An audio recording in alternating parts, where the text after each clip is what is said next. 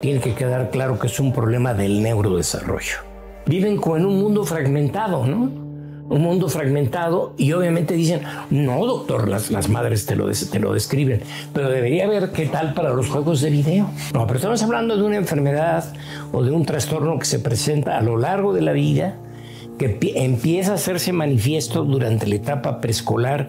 Una anfetamina provocaba que los niños tuvieran mejor concentración. Se publica en una revista que se llama Lancet, queda publicado y pasa al olvido. Los señalan, los culpan, los descalifican, los minimizan, los humillan, los bulean, los expulsan de las escuelas, porque es la forma más fácil de resolver el problema. Es un niño problemático.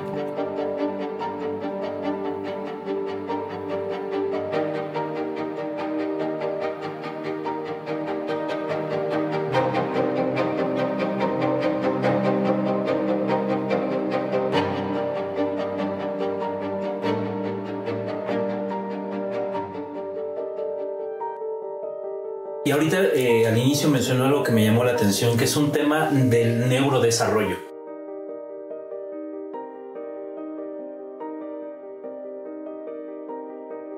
Podemos decir que es principalmente genético el origen del TDA, o también los factores ambientales pueden estimular que estos genes se expresen y sea una persona con TDA. Es decir, ¿qué es lo más importante para esto? ¿El ambiente o está más determinado por la genética? Y obviamente si hay un buen estímulo temprano, a lo mejor eso se puede disminuir, o ya está como marcado qué tan grave o qué tan marcado va a estar ese trastorno. Es principalmente biológico, y eso que llamamos biológico tiene dos apartados. O traes genes que codifican esta forma de comportarte, con déficit de atención, con hiperquinesia, o hay un fenómeno que sucede mucho desgraciadamente en los partos en México, sobre todo en las zonas rurales o en los hospitales donde no se tienen los suficientes recursos o no hay gente lo suficientemente capacitada, donde el pequeño sufre al nacimiento. Okay. Se le llama parto distóxico, ¿no? Entonces, al nacer el pequeño, el canal de parto, que es por donde sale la cabecita del niño, tarda mucho tiempo en nacer, y entonces hay una disminución de la concentración de oxígeno y les daña el cerebro. Okay. Se llama hipoxia neonatal. Entonces, esas son las dos principales causas, las genéticas y las que son antes del parto, durante el parto y después del parto, generando este fenómeno de hipoxia neonatal. Por ejemplo, los niños inmaduros, que tienen los famosos 8 mesinos, recordando que los meses son lunares, no son meses del calendario gregoriano, vamos a llamarlo así, ¿no? Son meses de 28 días, 279, 78 días de embarazo. Estos niños también pueden llegar a presentar trastorno por déficit de la atención, y cualquier condición que lesione al sistema nervioso central, principalmente en esta área que se llama lóbulo frontal, puede llevar a que el niño tenga un trastorno por déficit de la atención. Okay. Ahora, ¿hay genética? Si hay genética, tiene mucha penetrancia, eso significa que pasa de abuelo a hijo y de hijo a nieto y de nieto a bisnieto. Efectivamente, también existe este tipo de TDA. Ok, interesante. Y ahorita que mencionó que es principalmente una lesión en el lóbulo frontal, eso habla entonces de que tiene que ver más con esta función reguladora del cerebro más que con la parte más interna. Entonces no es como que se produzca menos, sino que funciona inadecuadamente. Se procesa de manera diferente. Mira, voy a explicarlo con peras y manzanas. El cerebro está dividido en un cerebro reptiliano, que es lo que nos hace respirar y que el corazón funcione, que es la parte más primitiva, de ahí lo de reptil. Un cerebro emocional que está al centro, donde está la furia, el coraje, el amor, los sentimientos, las emociones, la ira, etc. Y un cerebro que es el cerebro inteligente. Por eso siempre la inteligencia la representamos con un lóbulo frontal. Ese lóbulo frontal tiene las funciones intelectuales superiores, que no son tan complejas. Memoria, cálculo aritmético, capacidad analítica, capacidad de síntesis, razonamiento lógico, pensamiento hipotético deductivo. Bueno, obviamente todas esas funciones se alcanzan hasta la adolescencia. pero tiene una función bien interesante. El lóbulo frontal es el que le dice a las emociones: cálmate, frénate, regúlalo, piénsalo, ¿no? Es el juicio crítico. Entonces, ahí estamos, está el concepto del filtro. Por eso no filtran adecuadamente, ¿no? Estamos en una reunión y de repente alguien dice algo totalmente inapropiado y cuando sales de la reunión, oye, ¿por qué le dijiste eso? ¿No? O sea, no tiene esa capacidad de filtro.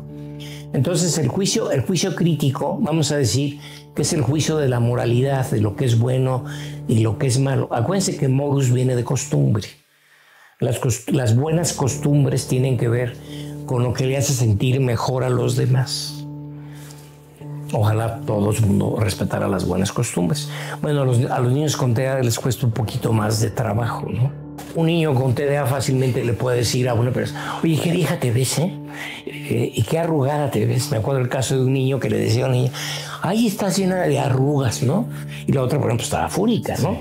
Porque bueno, pues no tiene esa capacidad de discernir, pues que es un niño que con cierta inocencia dice las cosas, vamos a decir. Entonces, esa capacidad de filtro está regulada por el lóbulo frontal. El juicio crítico o el juicio moral, vamos a decirlo, ¿no? Por eso es fácil que hasta cierto punto no cumplan con la normatividad de la escuela, ¿no? Y eso también, o sea, el simple hecho de que sea algo más orgánico, pues derrumba esto que es que yo tuve TDA de niño, pero crecí y ya no. Entonces, más bien se modula más, ¿no? Se modifica. Fíjate que lo que desaparece es la hiperquinesia. La inquietud psicomotriz, entre comillas, desaparece. Sin embargo, lo que no desaparece es la ansiedad. Casi todos los niños con TDA son muy ansiosos. Esto no se cura. Es un trastorno generalmente crónico, ¿no? Puede ser que se modere con la vida adulta o que disminuye la intensidad de los síntomas, pero no es una enfermedad que se cure. Por eso hay una serie de normas, de reglas y de tratamientos que tienen que seguir para que la persona con TDA lleve una vida más adecuada. Y aquí entramos al terreno de las funciones ejecutivas. Es bien interesante esto. A ver, necesitamos planear, necesitamos jerarquizar, necesitamos priorizar, ¿sí? Necesitamos organizarnos. Una persona que no prioriza, que no se organiza, que no jerarquiza, que no planea, va a tener muchas dificultades en su vida. ¿Qué es primero y qué es después? ¿A dónde pongo las cosas? ¿Dónde las debo de poner? ¿A qué le debo de dar prioridad? Digo, hay cosas que se aprenden desde luego con la vida, ¿no? Pues te dicen, a ver, esto es prioritario. Tú puedes orientar a alguien y decir, a ver, no me pierdas el tiempo en esto. Vete por esto. Pero estas funciones ejecutivas son las que están más alteradas en la vida adulta. También en la infancia, desde luego, ¿no? ¿Por qué? Porque nada más se dejan llevar por sus impulsos. Fíjate, hay una palabra bien interesante, ¿no? Y que viene de la teoría psicoanalítica. El principio de realidad y el principio del placer. O sea, cuando yo les pregunto, ¿tú crees que los sajones son más inteligentes que los latinos? Todo el mundo titubea. Pues claro que no son más inteligentes que los latinos, pero sí son más organizados y son más planeadores y se rigen más por el principio de realidad que por el principio del placer. Ahora, no podemos generalizar, desde luego hay latinos muy organizados, hay individuos muy disciplinados, hay gente que sabe decir en este momento no lo voy a hacer, ¿no? En el mundo latino pasa un poco más este fenómeno, ¿no? Por eso lo de la impuntualidad, por eso a veces lo de la desorganización, etcétera, etcétera, ¿no? No voy a meterme mucho en este terreno. Lo que sí quiero decir es que el niño con TDA y a veces también el adulto se deja regir más por el principio del placer que por el principio de realidad. Por eso hay más adicciones en los pacientes con TDA. Se ve mucho alcoholismo y adicciones a la marihuana a los juegos de video y a los juegos de mesa, por ejemplo, ¿no? Y a los juegos caros, a los juegos de dinero, vamos a decir, ¿no? Esto se llama ludopatía, ¿no? Y obviamente también puede haber trastornos de ansiedad y, como lo mencionaste muy adecuadamente, trastornos de tipo depresivo. Concluyendo, el TDA es una enfermedad crónica, ¿no? Que tiene diferentes formas de manifestarse según la edad, ¿no? En donde desaparece mucho la hiperquinesia, pero queda muy patente o latente el déficit de la atención y la concentración y estos problemas de lo que se llaman funciones ejecutivas no adecuadamente aplicadas, vamos a decirlo así. Sí, que vale la pena resaltar eso porque no es simple y sencillamente estar distraído o a lo mejor no poder concentrarse durante en tu jornada laboral, ¿no? O sea, un día no me puedo concentrar, ya ando sospechando que es TDA, abro las redes sociales y resulta que sí, ya me dijeron que tengo TDA, ¿no? Si no es algo más complejo de diagnosticar y que tiene que ser llevado por un profesional, ¿no? Porque eso pues puede llegar a afectar no solamente la vida del niño, sino a largo plazo en la vida adulta. Y me gustaría cerrar con una pregunta, doctor. ¿Usted cree, no conozco si hay estudios al respecto, pero ¿usted cree que el mundo tan hiperestimulante en el que vivimos actualmente, en donde el aburrimiento prácticamente ya no existe, de ya en cualquier momento uno saca su teléfono y puede pasarse horas ahí, o sea, lo que antes se hacía 2 horas de camino a casa en el transporte público, ahora son 15 minutos nadando en TikTok? ¿Cree que eso pueda llegar a pues hacer que esta capacidad que tenemos poder regular y que no sea tan grave, no se exprese tanto a una persona que sufrió TDA de niño, ¿no?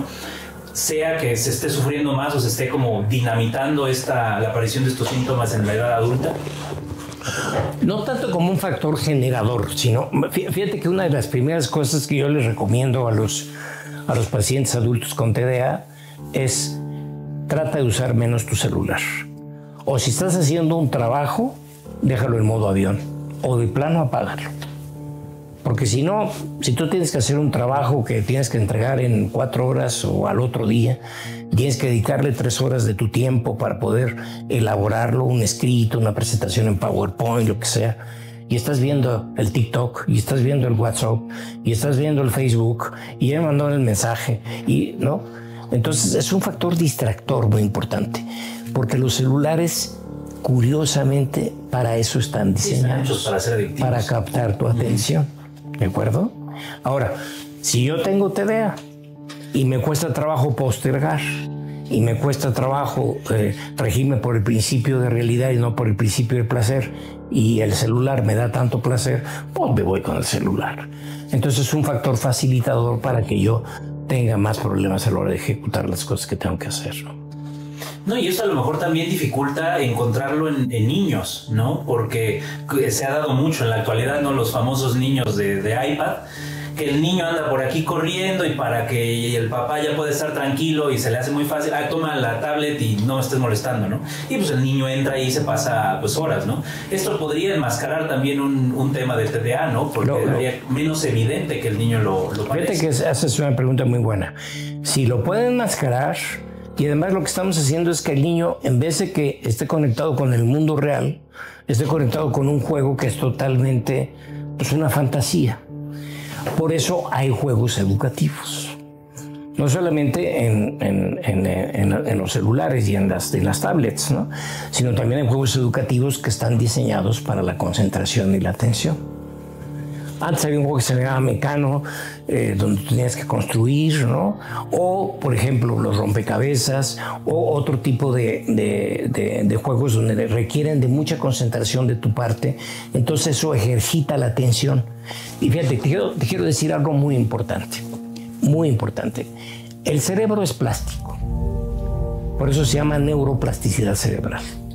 Entonces, si yo estimulo constantemente un área del sistema nervioso central, se va a hipertrofiar. Los grandes cantantes empezaron a cantar de niños, los grandes bailarines empezaron a bailar de niños, los grandes futbolistas empezaron a jugar fútbol de niños, y así podemos poner muchísimos ejemplos. Bueno, Mozart, el papá lo sentó en el piano a los 5 años de edad. A lo mejor no se desarrollaron otras cosas, pero el sentido musical obviamente era un hombre con talento.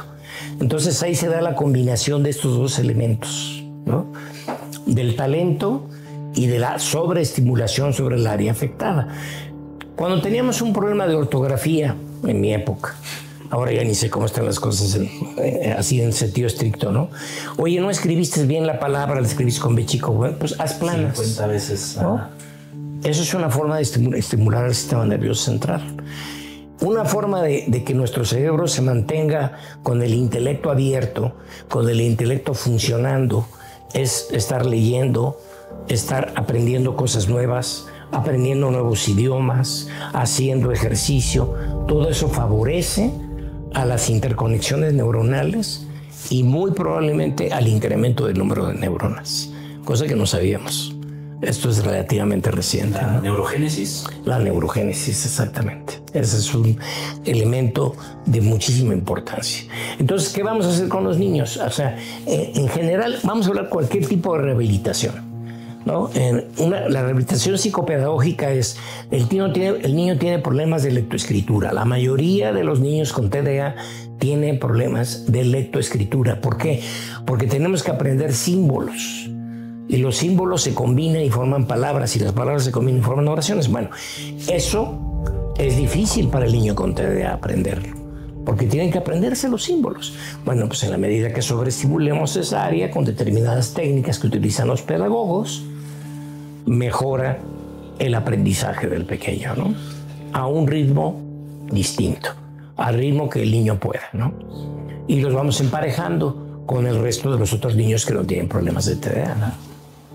Y esto me hace pensar, doctor, ya para cerrar, me gustaría hacer énfasis en lo importante que es como, pues que se hable de este tema, porque ahorita que mencionó más o menos cuáles son los signos que un niño presenta cuando padece TDA, me acordé de que a mí me dijeron que yo tenía TDA, mi maestra de kinder, la directora creo que también del kinder, dijeron, no, es que tiene que llevarlo con un psicólogo porque tiene déficit de atención. ¿Por qué? Porque terminaba mis deberes, se me facilitaban, o sea, como los ejercicios que me dejaban, y me ponía a molestar a otros, y me mandaban a correr. Y voy a decirle a la mis no sé qué, que me mande una figurita, ¿no? Y ahí voy yo corriendo por todo el kinder para decirle a la maestra que no sé qué. Pero era como, yo nunca tuve problemas como para aprender las cosas, o sea, se me facilitaba, aprendí a leer a temprana edad, o sea, entonces no es que tuviera problemas como para aprender, nada más que se me facilitaban, los hacía antes y por eso decían que tenía problemas de déficit de atención. Y ahora que lo menciona, que es prácticamente todo lo contrario, es como de, bueno, imagínese si a mí me hubieran llevado con el psiquiatra o con el psicólogo, a lo mejor le dicen, en los buenos casos, que me hubieran llevado con alguien bueno, no, pues no tiene déficit de atención, pero ¿qué tal si le dicen que sí? Bueno, evidentemente eso va a depender de la experiencia del psiquiatra infantil y del psicólogo infantil, que sepa detectar con todos los instrumentos clínicos. Hay escalas, hay una escala que se llama escala de Conners, ¿no? Y el interrogatorio que tengamos con el padre para que nosotros podamos distinguirlo. Esto que me acabas de platicar no es tampoco frecuente. Los niños que son tan inteligentes que terminan antes que los otros, entonces pueden hacer otras cosas distintas, ¿no? Pero a la hora que tú revisas los resultados son óptimos. Pues ¿cuál TDA? En cambio, el niño con TDA generalmente los resultados no son óptimos, sobre todo en las materias abstractas, química, física y matemáticas. Sí, pero imagínense, me hubieran llevado ahí con... A lo mejor también mi mamá llegó a ser muy espiritual, ¿no? Entonces imagínense que no, llévala con tal persona que le va a dar una plantita que no sé qué para que ya no ande... Quién sabe qué me hubiera dado por dejarse llevar precisamente por un diagnóstico de, pues si el niño está hiperactivo, pues tiene déficit de atención, ¿no? Entonces es importante. Yo creo que quiero detener 2 segundos en este tema. El pensamiento mágico siempre lo vamos a tener. Claro. Todos tenemos pensamiento mágico de alguna forma o de otra. En la medida que te educas más, que te preparas, que te acercas al método científico, que estás en la búsqueda de la verdad, etcétera, pues te vas dando cuenta que las cosas no tienen fundamento científico, ¿no? Simplemente no tienen fundamento científico. Pero muchísima gente cree en este tipo de cosas, ¿no? Entonces no están basadas en investigaciones, sino nada más en hallazgos y en una cosa que se llama efecto placebo, ¿no? El efecto placebo es, yo pongo a 10 personas aquí y les digo, te voy a dar una planta maravillosa que traigo yo del Amazonas y que te va a quitar todos tienen dolor de cabeza, y te va a quitar el dolor de cabeza en menos de media hora. A 4 se les quita el dolor de cabeza. Es el efecto placebo. Y que además ya se ha estudiado, porque hay cambios neurobioquímicos, ¿no? Entonces, el problema es que no nos podemos basar en lo no científico. Tenemos que basarnos en lo científico, porque pues ha habido grandes errores en lo largo de la historia en este sentido, ¿no? Sí, claro, y no se trata, insisto, de ser cientificista, ¿no? Porque también es llegar como que a los extremos, sino, pues, ahora sí que el método científico para lo que necesita y merece método científico, y bueno, para otros tipos de cosas como la espiritualidad y la plenitud, pues bueno, ahí sí ya se puede entrar en terrenos más esotéricos, ¿no? De ese tema, ¿no? Pero para lo que requiera pues de algo serio, de algo crítico, de algo tangible, pues bueno, el método científico debe de seguir siendo como... Desde luego, yo creo que la espiritualidad tiene un gran valor dentro de la historia de la humanidad, ¿no? Por eso la historia de las religiones, y que ayudan muchísimo, desde luego, a la plenitud, a la paz interna, ¿no? Y obviamente esto, pues, conjugado con una normatividad, porque, pues, la religión católica, la judía y la cristiana, pues, tienen una serie de normas que hacen la buena convivencia entre los seres humanos, que exista la buena convivencia y el respeto por el derecho ajeno, ¿no?